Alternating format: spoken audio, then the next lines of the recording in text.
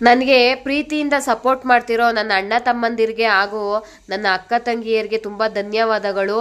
ಯಾಕೆಂದರೆ ನಾನು ಯಾವುದೇ ವಿಡಿಯೋದಲ್ಲಾಗಲಿ ನನಗೆ ಲೈಕ್ ಮಾಡಿ, ಕಮೆಂಟ್ ಮಾಡಿ, ಶೇರ್ ಮಾಡಿ, ಸಪೋರ್ಟ್ ಮಾಡಿ ಅಂತ ನಾನು ಎಲ್ಲೂ ಕೇಳಿಲ್ಲ, ನಾನು ಕೇಳೋದು ಇಲ್ಲ.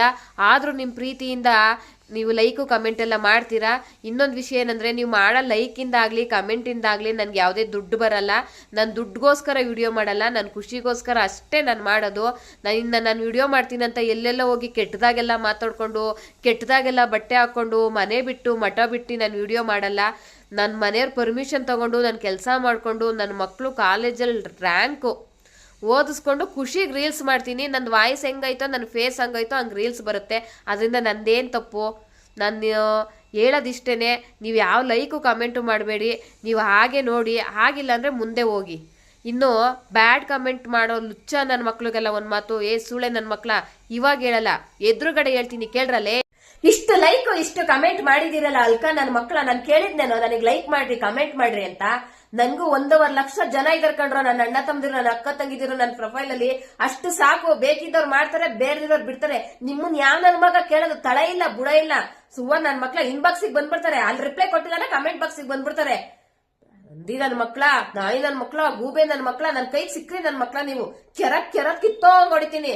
ನನ್ನಿಷ್ಟ, ನನ್ ಕಷ್ಟ, ನಂದು ಫೋನು, ನಂದು ದುಡ್ಡು.